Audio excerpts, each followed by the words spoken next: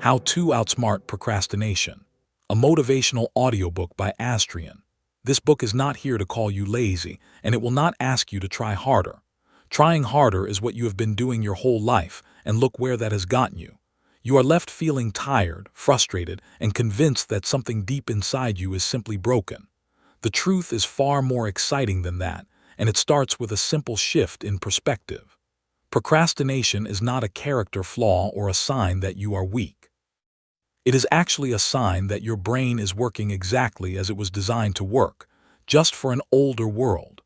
Your brain is a brilliant protector that is trying to keep you safe from things it thinks are dangerous, like hard tasks or the risk of failure. We are going to stop fighting your brain and start working with it, turning a tricky enemy into a powerful ally. This journey we are starting together is about becoming a master of your own mind, not its prisoner. You will learn that motivation is not some magical lightning bolt that strikes a lucky few. It is a fire you learn to build yourself, using the right tools and the right kindling. We will replace shame with curiosity and replace pressure with playful experimentation. By the time you finish this book, you will not recognize the old stories you told yourself about being lazy or undisciplined. You will see those stories for what they were, just old habits that no longer serve you. You are about to build a new relationship with your work, your time, and most importantly, yourself. Get ready to feel excited about what you can do, not guilty about what you haven't done. The great rebellion against procrastination starts now, and you are the leader. Chapter 1. The Fog Machine: Why You See Later as a Magical Land. Your brain has a very strange relationship with time, and it is the main reason you put things off. It treats the present moment as incredibly real and important, which is why you can feel a mosquito bite right now. But it treats the future like a distant, blurry movie that does not require your immediate attention. This is what we call the time fog, and it makes later feel like a magical land where everything is easier. In this magical land, you have endless energy, perfect focus, and all the time in the world to get things done. Your brain honestly believes that the you of next week is a superhuman who will love doing all the boring tasks. This is not a sign of laziness. It is simply a quirk of how our minds evolved to survive. We feel the pain of doing the task today, but we cannot feel the future pain of being overwhelmed tomorrow. The fog gets even thicker when the task is far away, like a project due in a month or a goal you set for the summer. Your brain looks at that distant date and shrugs its shoulders, seeing no real reason to act right now. It thinks you can just push the button later and everything will be fine, because later is a place without problems. This is why you can feel totally calm about a huge deadline until the very last minute, when panic finally breaks through. That panic is not your enemy. It is just the fog suddenly lifting and reality crashing in. The problem is that waiting for panic to motivate you is exhausting and stressful. You end up doing your best work in a state of emergency, which burns you out for the next task. The goal is to learn how to lift the fog yourself, without needing a crisis to do it for you. We are going to start by giving this fog a name and treating it like a trick, not a truth. Every time you catch yourself saying, "I will do it later," you are going to imagine a little fog machine sitting in your brain. This machine is pumping out that hazy, comfortable feeling that makes later seem so wonderful and inviting. Your job is not to destroy the machine, but to simply notice when it is running.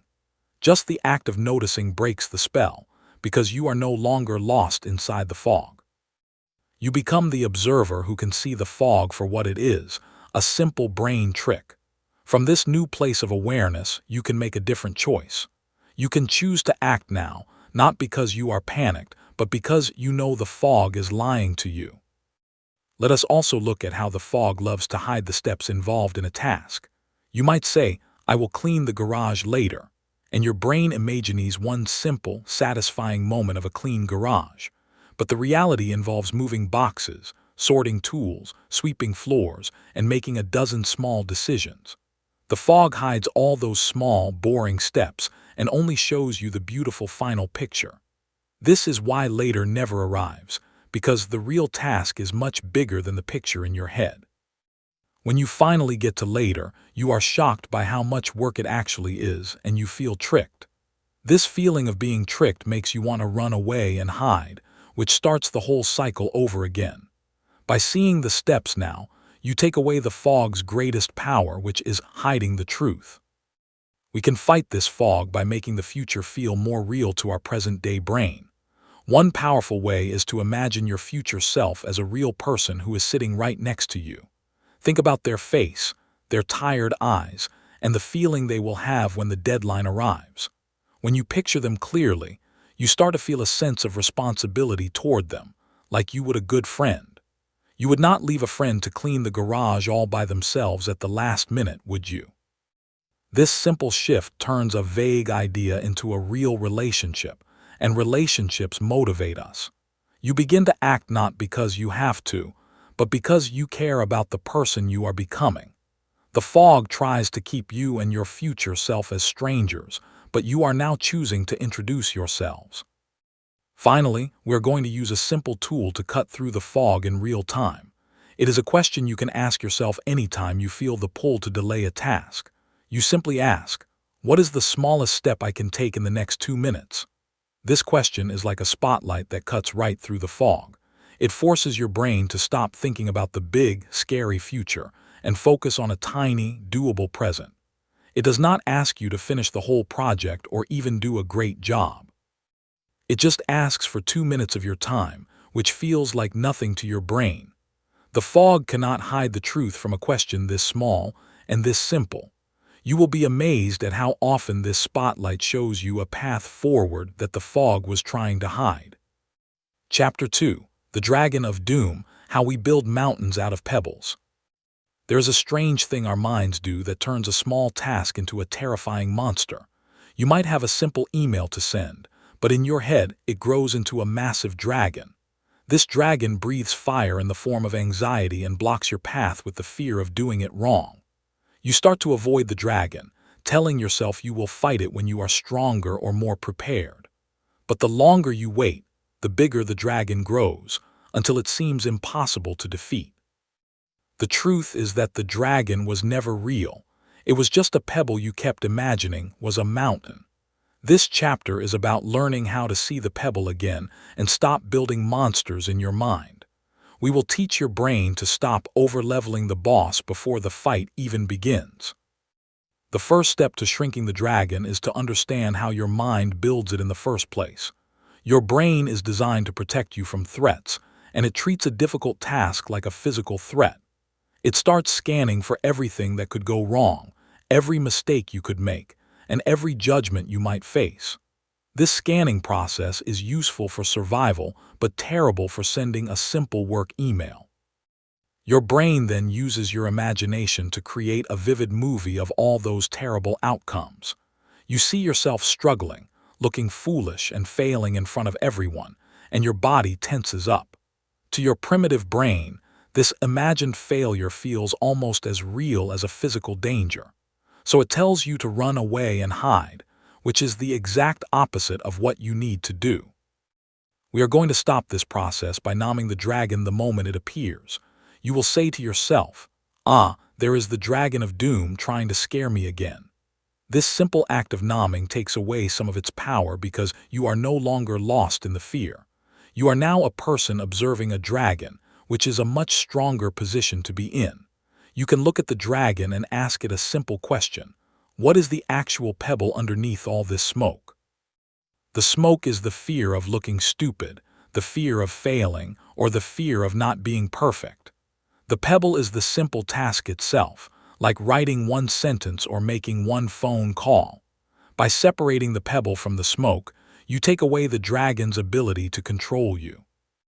Another way we build mountains is through the idea that the task must be done perfectly. You might put off starting a creative project because you want it to be amazing from the very first try. This expectation is like adding 100 extra boulders to the mountain before you even take one step. You are judging your first effort against a finished masterpiece, which is a battle you will always lose. This is not being ambitious. It is being unfair to yourself and your creative process. The first version of anything is supposed to be rough, messy, and full of mistakes. Those mistakes are not failures. They are the raw materials you will use to build something great. When you give yourself permission to be imperfect, the mountain instantly becomes a small hill. We will also use a technique to shrink the dragon by focusing only on the very first move. You do not need to figure out how to fight the whole dragon. You just need to know how to pick up your sword. Your only goal right now is to do the first tiny, almost laughably easy step. If the dragon is a report, your first move is to open a blank document and type the title. If the dragon is a difficult conversation, your first move is to write down one thing you want to say. That is it, no more, no pressure, and no expectation of victory. This first move is so small that the dragon does not even notice you making it. And once you have made it, you have already started, and a started task is 100 times less scary than one that has not. Finally, we are going to treat the dragon with a sense of playful curiosity instead of serious fear. Imagine you are a dragon researcher, and your job is to study this particular creature. You are not trying to slay it, you are just trying to understand how it works. You can approach the task with a question like, "What happens if I just work on this for 5 minutes?" You are not trying to win, you are just running a little experiment. This playful mindset removes the life-or-death pressure that makes the dragon so big. You become a scientist, and the dragon becomes just another interesting subject to observe. You will find that, when you stop trying to fight the mountain, you can simply walk around it. The mountain was only blocking your path because you believed it had the power to stop you. Chapter 3. Your first secret weapon, the 2-minute rule that breaks all spells. You now have access to a secret weapon that is so simple it almost seems like a joke, but it is incredibly powerful. This weapon is called the 2-minute rule, and it works by making starting so easy that your brain cannot resist. The rule is this: if a task takes less than 2 minutes, you do it immediately without thinking about it. But the real magic is for bigger tasks. You shrink them down to a version that takes only 2 minutes. You do not commit to writing a whole chapter. You commit to writing one sentence. You do not commit to cleaning the whole house. You commit to putting one dish in the dishwasher. This tiny commitment is so small that your brain's defense systems do not even wake up. The part of you that wants to avoid the task simply does not see this as a threat worth fighting. The reason this works so well is that your brain has a powerful resistance to big things. When you say, "I need to clean the garage," your brain calculates the energy required and sounds the alarm. It says, "That is a huge energy expense with no immediate reward, so let us run away." But when you say, "I'm just going to walk into the garage and pick up one tool," your brain does not see the point in resisting. It thinks, "That is so easy, I can do that without any trouble at all." And this is where the true genius of the rule comes into play, because action creates momentum. Once you are in the garage holding a tool, it feels easier to put it away. Once you are sitting at your desk with one sentence written, it feels natural to write another sentence. You trick your brain into starting, and then your brain's natural desire for completion takes over. We are going to use this rule to break the spell of every task that has been haunting you. Make a list of the tasks you have been avoiding and look at them through the lens of 2 minutes. For each one, ask yourself, what is the 2-minute version of this task? For organize the closet, the 2-minute version is to open the closet and take out one shirt. For start exercising, the 2-minute version is to put on your workout clothes and stand up. You are not allowed to think about finishing. You are only allowed to think about the smallest first step. This reframing turns a mountain of dread into a pebble of action that you can hold in your hand. You will be shocked at how many tasks on your list suddenly feel doable with this new perspective. The tasks are not the problem. It was the version of them you built in your head. The 2-minute rule also works wonders for stopping the cycle of avoidance and guilt. When you avoid a task, you spend more mental energy worrying about it than it would take to do it. You might spend 30 minutes feeling guilty about not cleaning the kitchen, which is exhausting. By using the rule, you can stop that cycle in its tracks by doing just 2 minutes of the task. Those 2 minutes might not finish the job, but they completely change your emotional state. You go from being a person who is avoiding a task to a person who is working on a task. This shift in identity is more important than the actual progress you made in those 2 minutes. You have broken the spell of procrastination for that moment, and you have proven to yourself that you can act. We will also use this rule to build a habit of starting, which is a skill that gets stronger with practice. Each time you use the 2-minute rule, you are strengthening a neural pathway in your brain. This pathway says, when I think of a task, I start it immediately, instead of the old pathway that said, when I think of a task, I avoid it. At first, this new pathway feels strange and unnatural, like walking on a new path through the woods. But each time you walk it, it becomes clearer, easier, and more automatic. Soon, your brain will start to default to starting rather than defaulting to avoiding. You are not just getting tasks done. You are reprogramming your brain's automatic response to work. This is the ultimate long-term benefit of a rule that seems almost too simple to matter. Finally, you must give yourself permission to stop after the 2 minutes if you truly want to. The rule is not a trick to force you to do more, and it works even if you stop exactly when the time is up. If you write one sentence and then walk away, you have still won because you followed the rule. You have proven that you are someone who does not let tasks control you, and that feeling is powerful. More often than not, you will find that you want to keep going because starting was the hard part. But even on the days when you do stop, you have still made progress and built your starting muscle. There is no shame in doing just 2 minutes because 2 minutes is infinitely more than 0. You are building a new relationship with action, one tiny 2-minute victory at a time. Chapter 4. The Art of Becoming a Scientist, Replacing Judgment Day with Experiment Time. One of the biggest reasons we procrastinate is the fear of being judged by others and judged by ourselves. Every task feels like a test, and you feel like you are about to get a grade on your worth as a human being. This is what we call Judgment Day, and it is a terrible way to approach any creative or challenging work. The pressure to be perfect freezes you in place because the risk of failing feels too high to bear. But what if there was another way to approach your tasks, a way without grades or judgment? Imagine showing up to your work not as a student facing an exam, but as a scientist running an experiment. Scientists do not get graded on whether their experiment works. They just collect data and learn something new.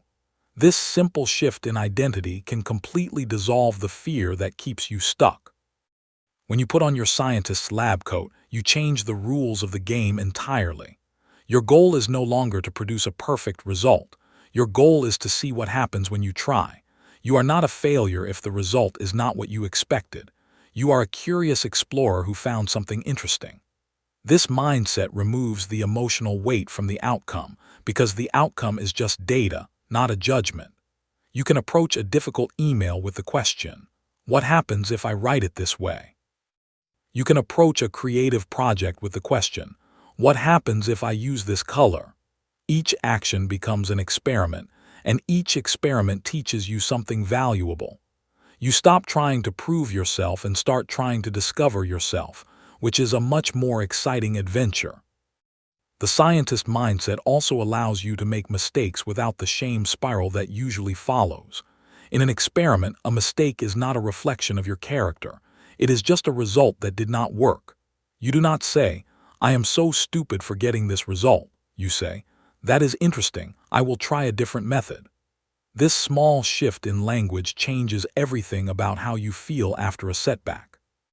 You can look at a failed attempt and simply note what you learned for the next experiment. This turns your entire life into a learning laboratory where progress is the only thing that matters. You become resilient because you are no longer trying to protect a fragile, perfect image of yourself. You are simply a scientist, and scientists love surprises because surprises mean they are learning something new. We will start by formally declaring your current project as an experiment with a clear question. You can write at the top of your page, Experiment 1. What happens if I write for 10 minutes without stopping?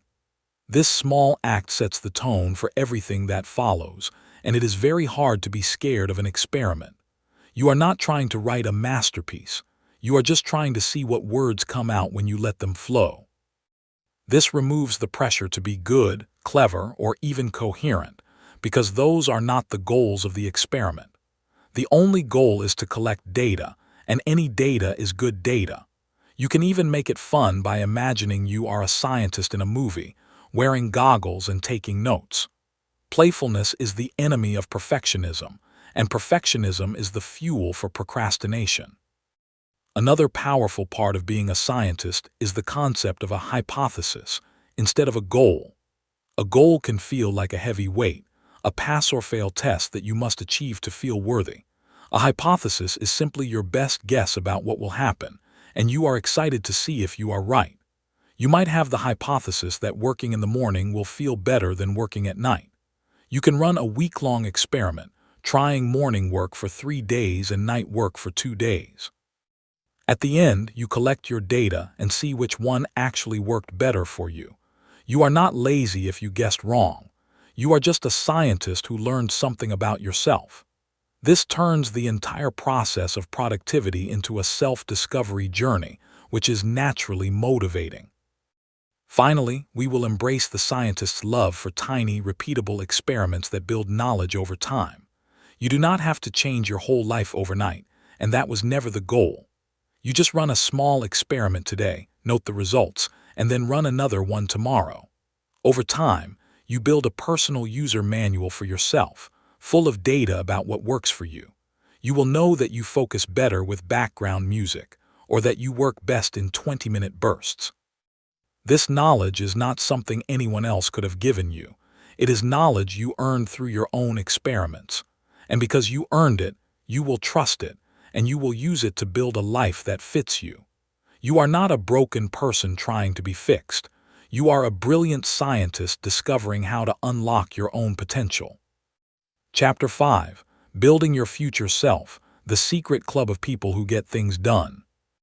There is a person you have not met yet, but they are counting on you more than anyone else in the world. This person is your future self, and they are the one who will live with the choices you make today. Right now, you might treat your future self like a magical servant who will handle all the hard stuff later. You leave them the hard tasks, the difficult conversations, and the messes you do not want to clean up. But your future self is not a servant. They are a real person with feelings, energy, and limits just like you. When you procrastinate, you are not just delaying a task. You are handing a burden to someone you care about. This chapter is about turning that relationship around and becoming the best ancestor to your own future. You are going to join the secret club of people who treat their future self like a dear friend. The first step to building this relationship is to make your future self feel real to you in this moment. Close your eyes and imagine them sitting in a chair across from you, looking back at you. What does their face look like? And do they look tired or rested from the choices you are making today? Think about the feeling they will have tomorrow morning when they wake up to a clean desk or a messy one. When you can picture them clearly, you start to feel a natural sense of care and responsibility toward them.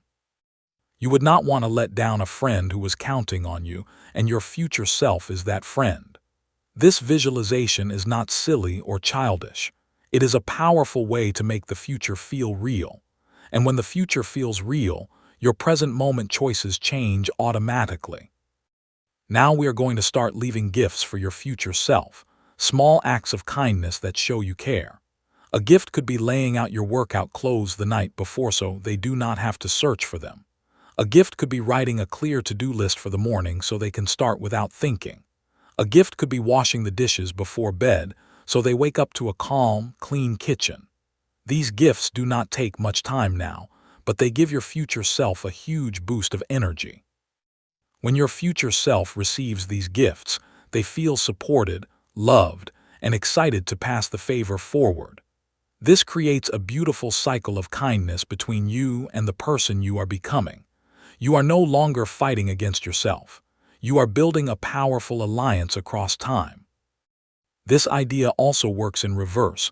You can look back at your past self with gratitude instead of judgment.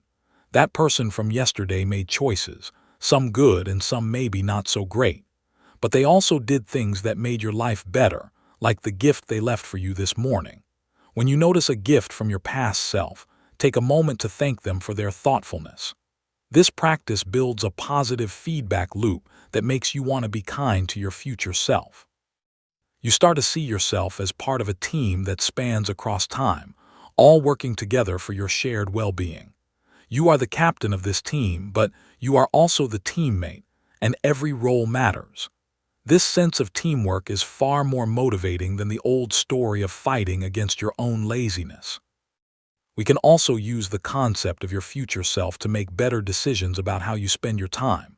When you're tempted to scroll on your phone instead of working, ask yourself a simple question. What would my future self want me to do right now? You might be surprised how clearly the answer comes to you. Your future self does not want you to suffer, but they do want you to act with intention. They want you to make choices that build the life they are going to inherit from you. This question cuts through the fog of temptation and connects you to your deeper values. It is not about being strict or punishing yourself. It is about acting out of love for the person you are becoming. This is a much more powerful motivator than fear, guilt, or external pressure. Finally, you are going to write a letter to your future self, describing who you want them to be. You can write it on paper or type it on your phone, but make it real and put it somewhere you will find later. Tell them about the habits you are building now and the person you are trying to become. Tell them that you are thinking of them and that you are working hard to make their life better. This act of writing makes the relationship concrete and gives you a sense of purpose. When you read the letter later, you will feel a profound connection to the person who wrote it. You will see that your past self was not an enemy but a caring friend who was looking out for you. This is the Secret Club, a group of people who have learned that the most powerful relationship is the one you have with yourself across time. Chapter 6. The Energy Map: Finding Your Brain, Peak Hours and Swamp Hours. For too long, we have been told that time management is the answer to all our productivity problems. We buy planners and set schedules, trying to force ourselves to be productive at every hour of the day. But time is not the real resource you need to manage. Your energy is the true currency of getting things done. You can have all the time in the world, but if your energy is low, you will get nothing accomplished. The secret is to stop fighting your natural energy rhythms and start working with them instead. You have certain times of day when your brain feels sharp, focused, and ready to conquer mountains. You also have times when your brain feels like a cozy swamp creature that just wants to rest. This chapter is about creating your energy map, so you can assign the right tasks to the right hours. The first step is to become a detective of your own energy, tracking how you feel throughout the day. For 1 week, you're going to check in with yourself every few hours and note your energy level. You do not need anything fancy, just a simple note in your phone saying 9 a.m., feeling alert, or 2 p.m., very sleepy. You are looking for patterns, the times when you naturally feel your best and the times you naturally fade. Most people have a peak period in the morning, a dip in the early afternoon, and a second smaller peak later in the day. But everyone is different, and your unique pattern is what matters for your energy map.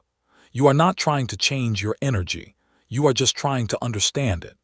This understanding is the foundation of working smarter, not harder. Once you have your data, you are going to create your official energy map with 3 zones. The first zone is your peak hours, when your energy and focus are at their highest level.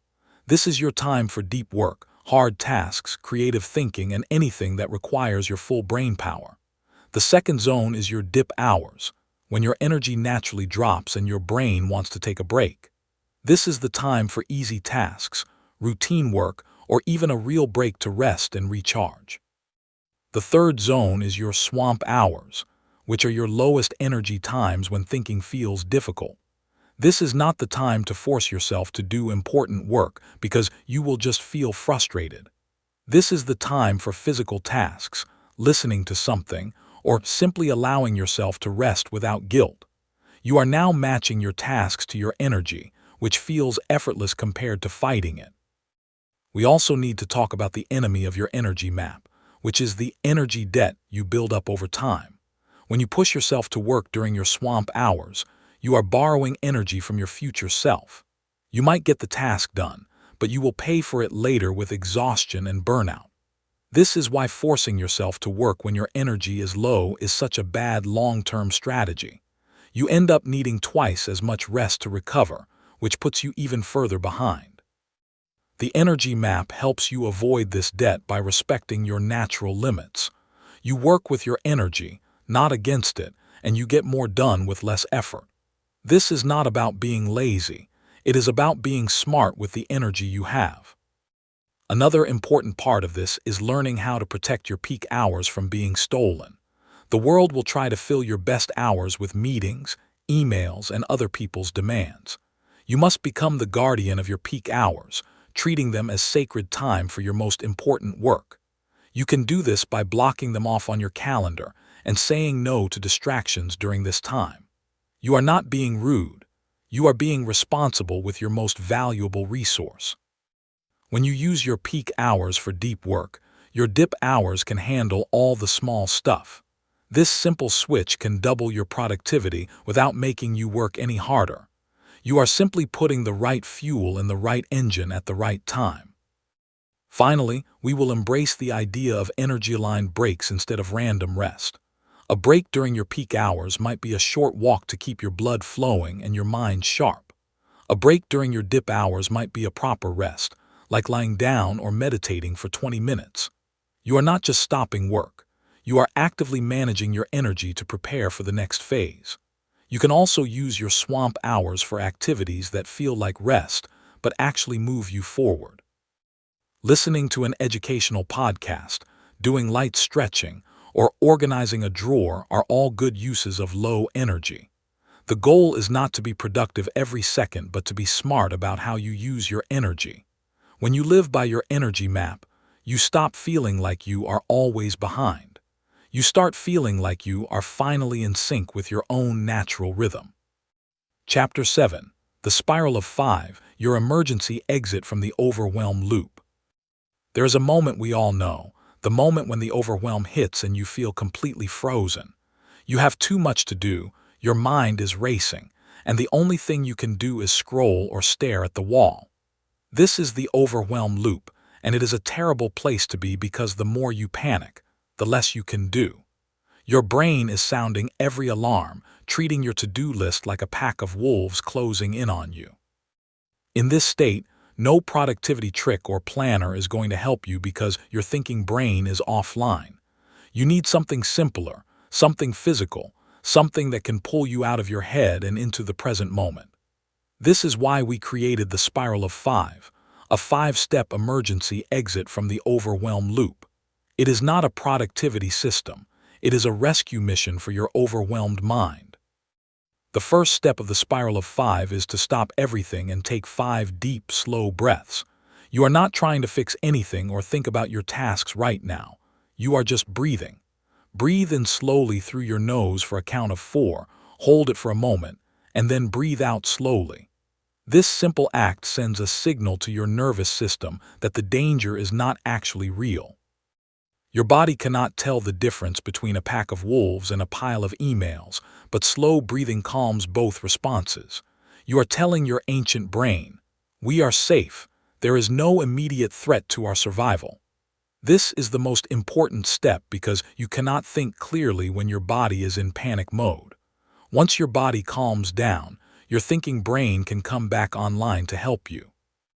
The second step is to name 5 things you can see in your immediate surroundings, using your eyes.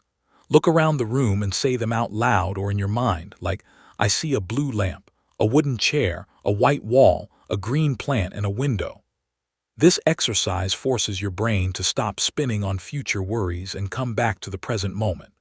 Your brain can only focus on one thing at a time, so this simple act breaks the loop of anxious thoughts. You are anchoring yourself in the reality of right now, which is always manageable. The ceiling is not on fire, there is no tiger in the room, and you are physically safe. This is not ignoring your responsibilities. It is just reminding yourself that the panic is bigger than the problem. From this calmer place, you can actually start to solve the problem instead of just spinning in it. The third step is to bring your awareness to 5 physical sensations in your body, one at a time. Feel your feet on the floor, the weight of your body in the chair, and the fabric of your shirt against your skin. Feel your hands resting in your lap and notice the temperature of the air around you. This step grounds you even further, pulling your attention out of your anxious mind and into your physical body. Your body is your anchor, and it is always here in the present moment with you. When you connect with your body, you disconnect from the future story that is causing the panic. You are reminding yourself that you are a person in a room, not just a mind drowning in tasks. This simple act of grounding can reduce anxiety in seconds and give you back your sense of control. The fourth step is to choose 5 small physical actions you can take right now and do the first one. You are not looking at your to-do list or thinking about all the things you need to do. You are just picking tiny actions like stand up, walk to the kitchen, drink a glass of water, stretch your arms, or pick up one object. Write them down or say them out loud, then do the very first one on your list. This step bridges the gap between being stuck and being in motion, using your body to lead your mind. Action creates momentum, and momentum breaks the paralysis of overwhelm. You are proving to yourself that you can move, that you are not trapped, and that you have agency. This small movement is the beginning of your escape from the loop. The fifth and final step is to pick just one small task from your list and commit to 5 minutes of work. You are not committing to finishing the task or even doing a good job, just 5 minutes. You can set a timer on your phone for 5 minutes and tell yourself you can stop when it goes off. This is the same principle as the 2-minute rule, but now you are using it as your exit strategy. By this point, you have calmed your body, grounded your mind, and started moving, so 5 minutes feels easy. Most of the time, after 5 minutes, you will find that the overwhelm has dissolved and you can keep going. But even if you stop after 5 minutes, you have successfully exited the loop. You have proven that you have a tool to rescue yourself whenever the overwhelm tries to trap you. Chapter 8. The Power of the Done List, a secret journal that rewires your brain. We have been taught to live by the to-do list, that long, endless scroll of everything we have not done yet. This list is a master of making you feel behind, inadequate, and like you are never doing enough. No matter how many items you cross off, the list seems to grow longer and remind you of your failures. It focuses your brain on what is missing, what is undone, and what still needs your attention. This constant focus on lack is a recipe for feeling discouraged, which is the perfect fuel for procrastination. What if there was another way to track your progress, a list that made you feel powerful instead of powerless? This chapter introduces you to the done list, a secret journal that rewires your brain for motivation. You are going to shift your focus from what you have not done to what you have accomplished. The done list is exactly what it sounds like, a simple list of everything you have completed, no matter how small. At the end of each day, you sit down and write down everything you got done, starting from the smallest action. You write down things like made the bed, answered 1 email, took a shower, and read 2 pages of a book. You write down things that feel so small you might be embarrassed to count them, but you count them anyway. The goal is not to impress anyone. The goal is to show your brain evidence of your effectiveness. Your brain has a negativity bias, meaning it remembers what you did not do far more than what you did. The done list is a tool to balance that bias and give your brain a true picture of your day. When you see the list, you realize you are actually a person who does things, not a person who does nothing. The science behind this is powerful and has to do with how your brain builds self-image. Your brain pays attention to what you focus on, and it uses that information to decide who you are. If you constantly focus on your failures and unfinished tasks, your brain decides you are a failure. If you constantly focus on your small wins and completed actions, your brain decides you are a winner. This is not toxic positivity or pretending you have no problems. It is simply choosing where to place your attention. Your to-do list will always be there, reminding you of what is left, but it does not need to be your only focus. The done list gives you a second perspective, a more complete picture of your day. You are not ignoring your responsibilities. You are also celebrating your progress, which fuels motivation for tomorrow. We are going to make the done list a daily ritual, something you do at the same time every day. You can do it right before bed, letting your brain end the day on a note of accomplishment instead of lack. You can do it at the end of your workday, as a closing ritual that helps you mentally clock out. The timing does not matter as much as the consistency, because consistency is what rewires the brain. You can keep your done list in a notebook, a notes app, or even on a whiteboard where you can see it. The important thing is that it is real, physical, and something you can look back on. When you have a bad day, you can look back at your done list from previous days and see proof of your capability. This proof is a powerful antidote to the feelings of hopelessness that lead to procrastination. The done list also helps you build momentum by showing you that small actions add up to big results. You might look back at a week of done lists and realize you wrote 20 pages, not just one. You might see that you exercised 5 times, even though each individual day felt like a small effort. This perspective is motivating because it shows you that consistency beats intensity every single time. You do not need to have a perfect day of massive accomplishment to make real progress.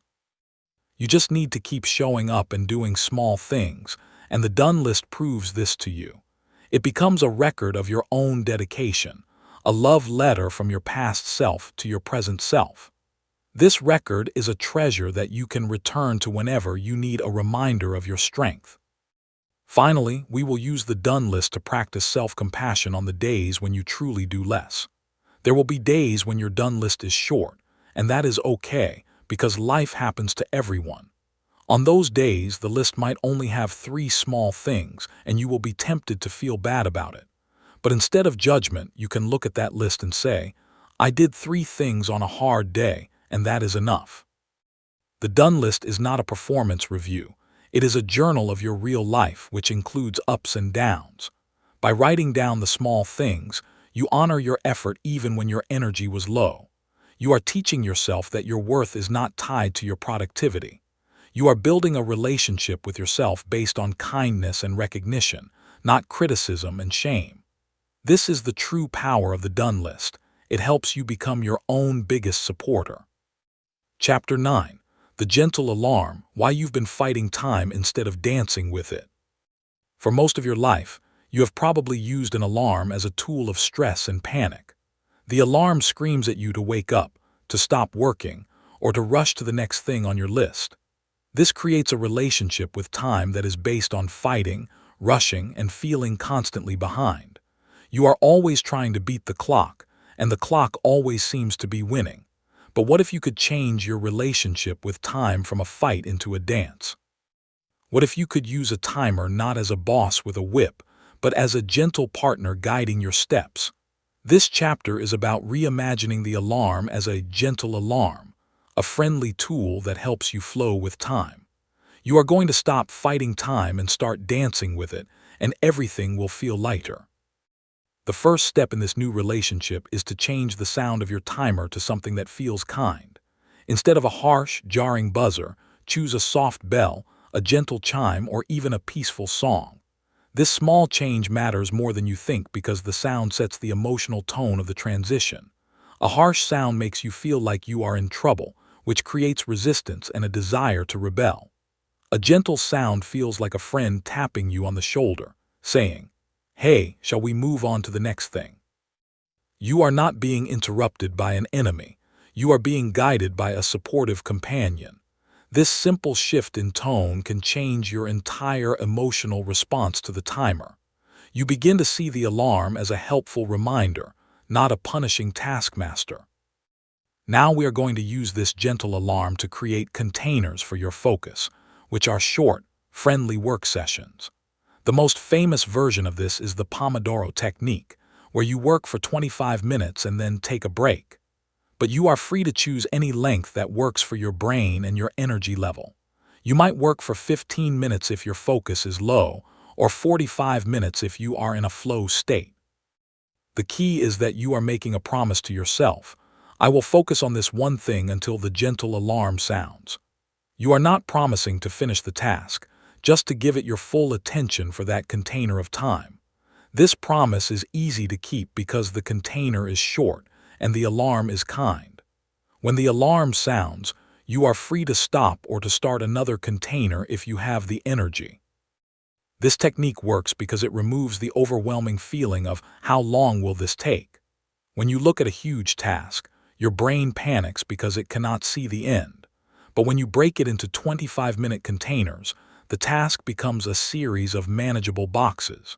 You are not thinking about finishing the whole project. You are just thinking about filling this one box.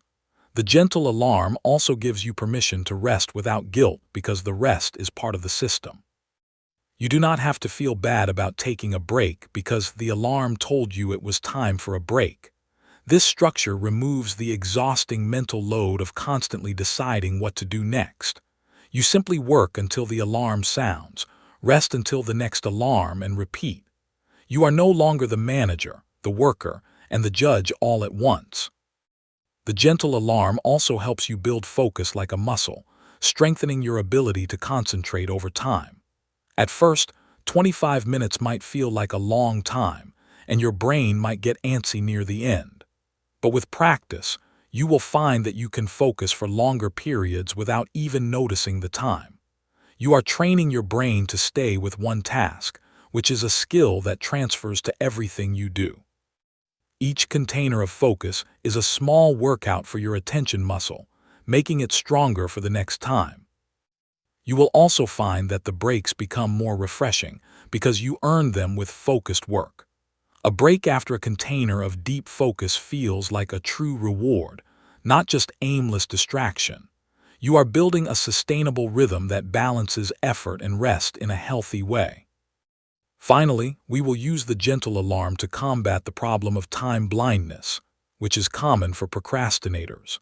Some people have a hard time feeling how long tasks actually take, which leads to poor planning. You might think a task will take 10 minutes when it actually takes an hour, and then you feel frustrated. By using the gentle alarm, you start to collect real data on how long things take you. You can set the alarm and see what you can actually accomplish in 15 minutes of focused work. Over time, you build an accurate internal clock that helps you plan your days realistically. You stop underestimating tasks and then feeling like a failure when they take longer. You learn to respect time as a partner, not an enemy that is always out to get you. This respect leads to better planning, less stress, and a much more peaceful relationship with your day. Chapter 10. The Resistance: Making Friends with the Voice That Says Nah. There is a voice inside your head that shows up every time you try to do something important. This voice is the one that says, "Let's just watch one more video," or "We can start tomorrow instead." It sounds like you, but it does not feel like the part of you that wants to grow and achieve. This voice has many names, but we will call it the resistance, and it is a part of everyone who tries to do hard things. The resistance is not your enemy, and fighting it only makes it stronger and more determined to stop you. The secret to outsmarting the resistance is not to battle it, but to make friends with it. When you understand why it shows up, you can work with it instead of against it. This chapter will teach you how to turn your inner critic into an inner ally. The resistance shows up because it is trying to protect you, even though it feels like it is holding you back. In your brain, the resistance is the part that wants to keep you safe, comfortable, and free from risk. It sees your big goal as a potential threat to your safety and comfort, so it tries to steer you away. It is not trying to ruin your life. It is trying to keep you from failing, looking foolish, or getting hurt. The problem is that the resistance is using ancient software designed for a world of physical dangers. It cannot tell the difference between a tiger and a difficult conversation with your boss. So it sounds the alarm and tries to pull you back to safety, which it defines as doing nothing. When you understand this, you can stop being angry at the resistance and start feeling compassion for it. We are going to give the resistance a name and a personality so you can talk to it directly. You might call it Nah because that is what it always says, or you might give it a silly name like Grumpy Gus. Giving it a name separates it from your true self and allows you to have a conversation. When the resistance speaks, you can say, "I hear you, Nah, and I know you are just trying to protect me." You are not ignoring the voice or pretending it is not there. You are acknowledging it with kindness. This acknowledgement often calms the resistance down because it feels heard and respected. A voice that feels heard is much less likely to scream at you to get your attention. You are building a relationship with this part of yourself, and relationships are built on communication, not silence. Once you have acknowledged the resistance, you can ask it a simple question to understand its concerns. You can ask, "What are you worried will happen if I do this task?" The answer might be fear of failure, fear of judgment, or fear of being overwhelmed. Whatever it is, you can listen to the fear without letting it control your actions. You can say, "Thank you for sharing that concern. I understand why you are worried." Then you can offer a compromise that respects both the fear and your goal. You might say, "How about we just do 5 minutes, and if it feels terrible, we can stop." This negotiation treats the resistance like a partner, not an enemy to be crushed. Most of the time, the resistance will agree to this small compromise because it feels respected. This approach is far more effective than trying to bully yourself into action with harsh self-talk. Shouting at yourself to just do it or calling yourself lazy only makes the resistance stronger. It sees your harsh self-talk as another threat, which makes it dig in its heels even more. When you treat yourself with kindness and curiosity, the resistance relaxes its grip because the threat level goes down. You are showing your brain that you are not in danger. You are just trying to grow a little bit. This is the difference between fighting a war within yourself and building a team. A team can accomplish far more than a warring army that is exhausted from internal battles. You are the leader of this team, and your job is to listen to all the voices and guide them forward. Finally, we will practice thanking the resistance at the end of a successful work session. After you have done your 5 minutes or finished your task, take a moment to acknowledge the voice. You can say, "Thank you for letting me work. I know that was hard for you." This might feel strange at first, but it builds a powerful sense of internal cooperation. You are teaching your brain that working and feeling safe can happen at the same time. Over time, the resistance will start to trust that you are not putting yourself in danger. It will become quieter and more willing to step aside when you need to work. You will still hear the voice, but it will be a whisper instead of a scream. And when it whispers, you can simply nod, say, "Thanks, I've got this," and continue with your day. Chapter 11. Your environment as a sidekick, designing a world that whispers go. Have you ever noticed how much easier it is to do certain things in certain places? You would not try to sleep in a room with bright lights and loud music playing. You would not try to cook a meal in a kitchen where all the pots were hidden in a locked closet. Yet we often try to work in environments that are actively working against our success. Your environment is either whispering, "Go," or screaming, "Escape," at you all day long. Small frictions in your space create small resistances that add up to a huge barrier to starting. This chapter is about turning your environment into a loyal sidekick, a helper that makes the right thing easy. You are going to design a world that supports your goals without requiring constant willpower. The first step is to go on a friction audit of your workspace, looking for anything that makes starting harder. Look at your desk, your computer, your phone, and the room around you with fresh eyes. Notice what makes it annoying to start working, like a cluttered desk that you have to clear before you can begin. Notice what makes it easy to get distracted, like your phone sitting right next to your keyboard. Each of these small frictions is a vote against starting, and they add up to a powerful force. Your goal is to remove as many of these frictions as possible so that starting becomes automatic. You want the path to action to be smooth, straight, and free of obstacles. This is not about being neat.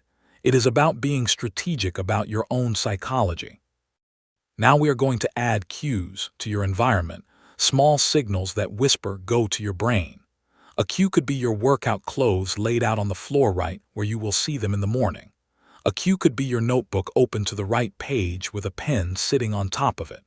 A cue could be a glass of water on your desk, reminding you to stay hydrated while you work. These cues work because your brain is always scanning the environment for signals about what to do next. When it sees your guitar sitting out on a stand, it is more likely to think about playing. When it sees your guitar hidden in a case in the closet, It forgets it even exists. You are designing your environment to trigger the actions you want to take without having to remember or decide. The best part is that cues work even when your motivation is low because they bypass thinking altogether. We also need to address the digital environment, which is often the biggest source of distraction. Your phone is a powerful tool, but it is also designed by very smart people to steal your attention. The notifications, the colorful icons, and the endless scroll are all engineered to pull you away from your work. You must take back control of your digital space by removing the cues that lead to distraction. Turn off all notifications that are not from real humans who need to reach you immediately. Move distracting apps off your home screen and into folders where you have to search for them. Use website blockers during your peak hours to remove the temptation to wander. You are not trying to be a monk who never uses technology. You are just designing your digital space to support your focus. Another powerful environmental tool is the concept of separate spaces for different modes of being. If you work in the same place where you relax, your brain gets confused about what it is supposed to do. You sit down at your desk and your brain thinks, "Are we working, or are we watching videos?" This confusion creates a low-level stress that makes both working and relaxing harder. If possible, create a physical separation between your workspace and your rest space. If you cannot have separate rooms, you can use visual cues to create a mental separation. You can use a special lamp that you only turn on when you are working, and you turn it off when you are done. You can close your laptop and put it in a drawer at the end of your workday. These small rituals tell your brain, now we are in work mode, and now we are in rest mode. Finally, we will make your environment beautiful and enjoyable to be in, because you deserve a pleasant space. A workspace that feels cold, ugly, or uncomfortable is a space your brain will want to escape. You can add small touches that make you happy, like a plant, a photo, or a nice-smelling candle. You can make sure your chair is comfortable and the lighting is warm and pleasant. When your workspace feels good to be in, your brain stops looking for excuses to leave. You are not just designing for productivity. You are designing for well-being, which is the true foundation of sustainable work. Your environment is not just a backdrop to your life. It is an active participant in your success. When you treat it as a loyal sidekick, it will support you in ways you never imagined. You will find that doing the work feels less like a battle and more like a natural part of being in your space. Chapter 12. The Joy of a Bad First Draft, Granting Yourself Permission to Be Awful. There is a myth that creative work comes out perfectly the first time, fully formed and beautiful. This myth is one of the biggest causes of procrastination because it sets an impossible standard. You look at the blank page and you know you cannot make something perfect, so you do nothing at all. You wait for inspiration to strike, for the perfect idea to arrive, for the stars to align.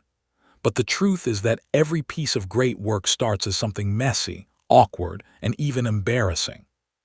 The secret is to give yourself permission to be awful, to create a bad first draft. This chapter is about the joy of letting go of perfection and embracing the freedom of being terrible. You are going to learn that the fastest way to something good is to first allow yourself to be bad. The concept of the bad first draft is simple. Your only goal is to get something, anything, down on the page. You are not trying to be good, clever, or impressive. You are just trying to exist. You are giving yourself full permission to write badly, draw badly, or build badly without any judgment. This permission is like taking a heavy backpack off your shoulders that you did not even know you were carrying. Suddenly, the task feels light and playful instead of heavy and serious. You can make mistakes, write nonsense, and create chaos, and it is all part of the process. The bad first draft is not the final product. It is the raw material you will shape into something good. You cannot shape nothing, so your first job is to create something, anything, to work with. We are going to make the creation of a bad first draft into a fun game that removes all pressure. You can set a timer for 10 minutes and challenge yourself to write as badly as possible. You can write sentences that are clunky, awkward, and full of errors and celebrate each one. You can write things like, "I don't know what to write and this is stupid," and this sentence makes no sense. The goal is to fill the page with words, any words, because you can only edit what exists. This approach completely bypasses the inner critic because the critic has nothing to criticize. You are not trying to be good, so the critic has no standard to hold you to. You are just playing, and play is the natural enemy of perfectionism. When you play, you are free, and when you are free, you create. This principle applies to far more than just writing. It applies to any kind of work you do. You can create a bad first draft of a presentation, just putting bullet points of random ideas. You can create a bad first draft of a workout, just moving your body in any way for 5 minutes. You can create a bad first draft of a home project, just putting materials in place without worrying about the final look. In every case, the first draft is about existence, not excellence. You are breaking the spell of the blank page, the empty canvas, and the untouched project. Once the first draft exists, the hard part is over because now you have something to work with. You can improve something, but you cannot improve nothing.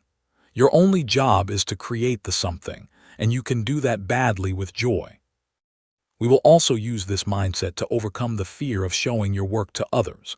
The fear of judgment often stops us from even starting because we imagine people seeing our imperfect effort. But if your first draft is supposed to be bad, then there is nothing to be ashamed of.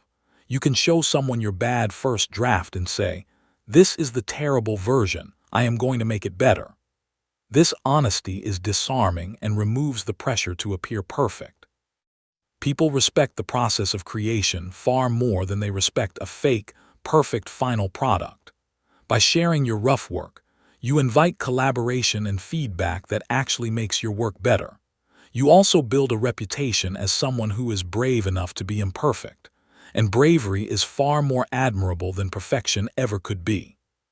Finally, we will celebrate the bad first draft as a victory, not a step toward a victory. When you finish your bad first draft, you have succeeded at the hardest part of any project. You have overcome the resistance, you have started, and you have created something from nothing.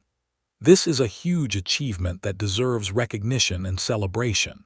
You can take a moment to acknowledge your courage and give yourself credit for showing up. The quality of the draft does not matter because the draft is not the point. The point is that you are a person who starts, and starting is what separates dreamers from doers. So go ahead and create something terrible today, and enjoy the freedom that comes with it. You will be amazed at how often that terrible thing becomes the foundation of something truly wonderful. Chapter 13. The Reset Button, How to Bounce Back Without the Guilt Trip. You are going to have a bad day, and that is not a failure, it is a guarantee. There will be days when you do not follow your plan, when you give in to distraction, when you just cannot start. The old way of handling this was to pile on guilt, shame, and harsh self-criticism. You would tell yourself that you are lazy, that you ruined everything, and that there is no point in even trying again. This guilt trip does not motivate you. It actually makes you more likely to procrastinate tomorrow. You feel so bad about yesterday that you need to escape today, so you procrastinate again. This is the shame spiral, and it is the real enemy, not the bad day itself. This chapter teaches you how to use the reset button, a way to bounce back cleanly without the guilt. The reset button starts with a radical idea. You're going to let yourself off the hook completely.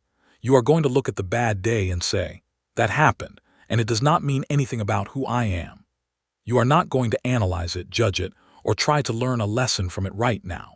You are simply going to accept that you are a human being who sometimes has off days, like every other human. This acceptance is not an excuse to give up. It is the only way to clear the emotional slate. You cannot move forward while you are still dragging the weight of yesterday's failure behind you. The guilt is not a useful tool. It is just dead weight that keeps you stuck in the past. By letting it go, you free up your energy to focus on today, which is the only day you can actually control. One of the most powerful ways to reset is to use a physical ritual that marks the end of one day and the start of another. This could be as simple as taking a shower and imagining the water washing away yesterday's frustrations. It could be making your bed in the morning, which is a small act of order that resets your environment. It could be writing down the bad day on a piece of paper and then crumpling it up and throwing it away. These rituals work because they give your brain a clear signal that the past is over and a new chapter has begun. Your brain loves clear signals, and a physical ritual is a signal it cannot ignore. You are not pretending the bad day did not happen. You are just choosing not to carry it with you. This is the essence of the reset button, a clean break between the past and the present. We also need to talk about the concept of one bad meal versus a ruined diet when it comes to your habits. If you are trying to eat healthy and you have one bad meal, the smart move is to eat healthy again right away. The self-destructive move is to say, well, I ruined my diet, so I might as well eat junk for the rest of the week. The same principle applies to your productivity habits.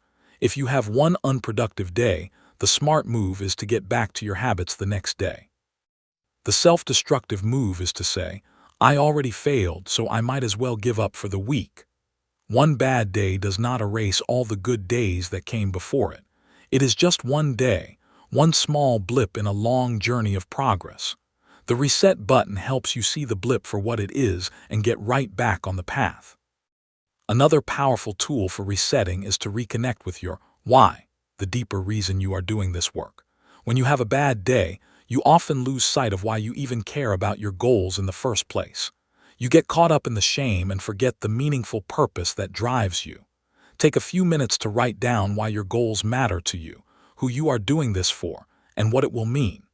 This reconnection reminds you that one bad day is irrelevant to the larger mission. The mission is still there, waiting for you to return to it, and it has not changed. Your commitment is not to being perfect every single day. It is to showing up again and again. The reset button helps you return to that commitment without the heavy baggage of self-judgment.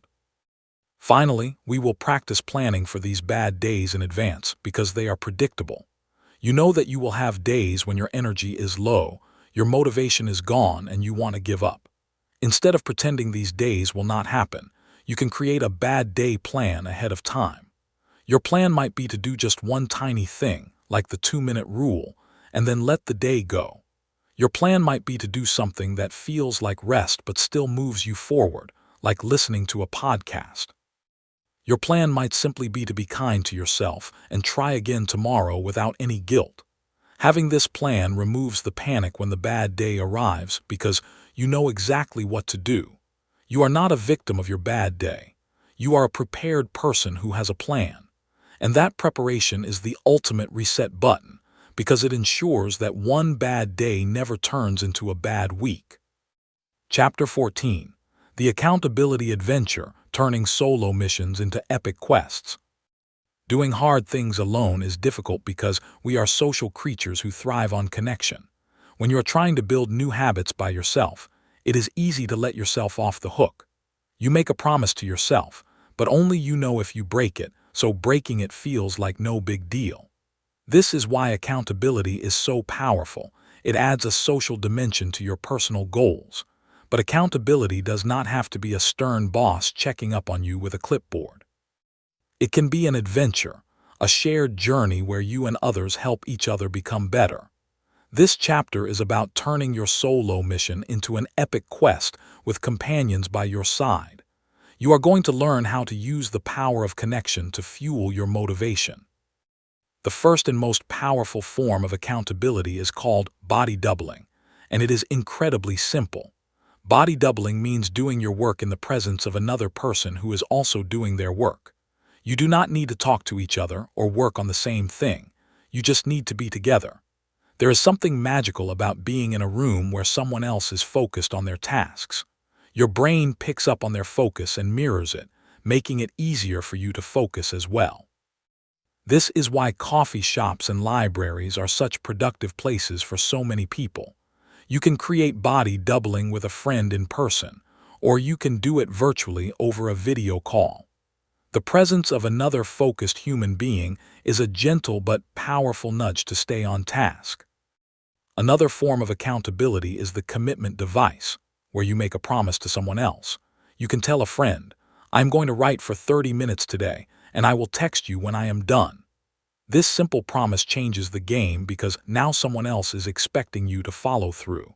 You are not just letting yourself down if you quit. You are letting down someone who believes in you. This external pressure can be the difference between giving up and pushing through a moment of resistance. The key is to choose accountability partners who are supportive, not judgmental. You want someone who will celebrate your wins and encourage you when you struggle. You are building a team, not a surveillance system, and the feeling should be one of support. We can also turn accountability into a game by creating friendly challenges and competitions. You and a friend can set a goal to work for a certain number of hours in a week. You can check in each day to share your progress and cheer each other on. You can even add a fun consequence for the person who does not meet their goal, like buying the other person coffee. This turns the serious work of building habits into a playful game with a friend. Playfulness reduces the pressure and makes the process something you look forward to. You are not just working, you are engaging in a shared adventure with a teammate. This sense of shared purpose is deeply motivating because humans are wired to cooperate. You are tapping into that wiring to make your personal goals a team effort. Another powerful tool is to join or create a mastermind group with a few people who share your goals. A mastermind group is a small group that meets regularly to support each other's progress. You can share your goals for the week, report on your progress, and help each other solve problems. The group becomes a container for your growth, a place where you are seen and supported. Knowing that you will have to report to the group on your progress is a powerful motivator. But even more powerful is the feeling of being part of a community that believes in you. You are no longer alone in your struggle. You have a crew of fellow adventurers on the journey. This sense of belonging can carry you through the tough days when your own motivation runs low. Finally, we will talk about the power of being an accountability partner for someone else. When you help someone else stay on track, you actually strengthen your own commitment as well. You become a role model, and you naturally want to live up to the example you are setting. You also get to experience the joy of helping someone else succeed, which is a deep source of fulfillment. Being a good accountability partner means listening without judgment and celebrating small wins. It means asking questions like, "What is your plan for today? And how can I support you?" This practice builds your own skills of consistency and follow-through. You are not just receiving support, you are becoming a source of support for others. And in giving support, you receive motivation in return, creating a beautiful cycle of mutual growth. Chapter 15. Your Signature System, How to Weave These Tools into Your Own Unique Superpower. You have now collected a toolbox filled with powerful tools to outsmart procrastination. You have the 2-minute rule, the energy map, the done list, the gentle alarm, and so many others. But a toolbox is not a system, and having tools is not the same as using them effectively. The final step of this journey is to build your signature system, your own unique way of using these tools. This is not about following a set of rules written by someone else. It is about becoming an architect. You are going to design a system that fits your life, your brain, and your unique goals. This system will be your superpower, a personalized approach that makes motivation feel natural. This chapter is your creative workshop, and you are the master builder. The first step in building your signature system is to look back at all the tools and notice which ones resonated with you. Some tools probably felt like a perfect fit, making you say, "Yes, this is exactly what I needed." Other tools might have felt less useful for your particular situation, and that is completely fine. You are not supposed to use every tool in the toolbox. You are supposed to pick your favorites. Write down the 3 to 5 tools that felt most powerful and exciting to you. These will become the core pillars of your signature system, your go-to moves when procrastination strikes. You are not looking for a long list. You are looking for a simple, powerful set of tools you can rely on. Simplicity is the key to consistency, and consistency is the key to transformation. Now you're going to think about how these tools fit together into a daily and weekly rhythm. You might decide that your morning starts with the energy map, checking in on your energy level for the day. You might use the gentle alarm to structure your work sessions during your peak hours. You might end each day with the done list, celebrating your small wins before you go to sleep. You might use the 2-minute rule whenever you feel resistance to a task during the day. You are creating a flow, a natural sequence of tools that support you from morning to night. This flow does not need to be rigid or complex. It just needs to be a pattern you can follow. The pattern becomes a habit, and the habit becomes automatic, which is the ultimate goal. Your signature system also needs to include a plan for when things go wrong, because they will. You will have low-energy days, high-resistance days, and days when you just forget to use your tools. Your system should include a reset button plan, a simple way to bounce back without guilt. It might be a reminder that one bad day is just one day, and you can start fresh tomorrow. It might be a ritual you do to clear the slate, like writing down what happened and then letting it go. Your system is not a cage that traps you. It is a flexible framework that supports you. It bends and moves with your life, adapting to your needs in each moment. A rigid system will break under pressure, but a flexible system will grow stronger. We also want to make your signature system fun and enjoyable, because you will only stick with what feels good. You can add elements of play, like tracking your streaks or giving yourself rewards for consistency. You can create a visual representation of your system, like a poster or a digital dashboard that makes you smile. You can share your system with an accountability partner and make it a shared adventure. The more you enjoy your system, the more you will want to use it, and the more it will work. This is not about discipline and punishment. It is about creating a life that flows. When your system feels like a supportive friend rather than a strict boss, you will naturally show up for it. You are designing a system that you actually want to use, and that is the only kind that works. Finally, you are going to commit to evolving your system over time, because you will change and grow. Your signature system is not something you build once and then use forever without change. It is a living thing that will need to adapt as your life changes and as you learn more about yourself. You should schedule a regular time, maybe once a month, to review your system and ask what is working. You can ask yourself, what tools am I using the most and which ones have I abandoned? You can ask, what is the biggest challenge I am facing right now, and how can my system help? You are the CEO of your own motivation, and a good CEO is always looking for ways to improve. This commitment to evolution ensures that your system stays fresh and effective for years to come. You are not just building a system, you are building a practice of continuous growth. And that practice is the ultimate superpower that will serve you for the rest of your life. Conclusion. You have now traveled through this book and collected a powerful set of tools to outsmart procrastination. But the most important thing you have gained is not the tools themselves. It is a new relationship with yourself.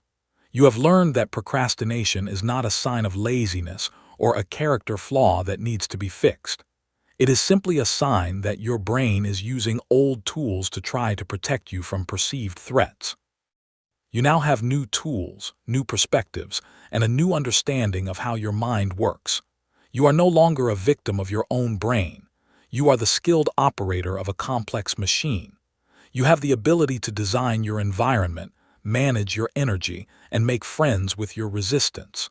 You are not waiting for motivation to strike. You are building a life where motivation grows naturally from your habits.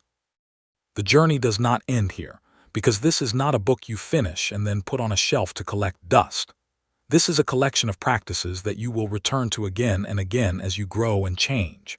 Some days will be easy, and your new tools will work like magic without any effort from you. Other days will be hard, and you will need to consciously choose to use the tools you have learned. On those hard days, remember that one bad day does not define you, and the reset button is always available. You are now part of a secret club of people who know that progress is built from small, consistent actions. You are a scientist, an architect, and a friend to your future self. You have everything you need to build a life of meaningful action, one small step at a time. Now go out there and start building, because your most active chapter is just beginning.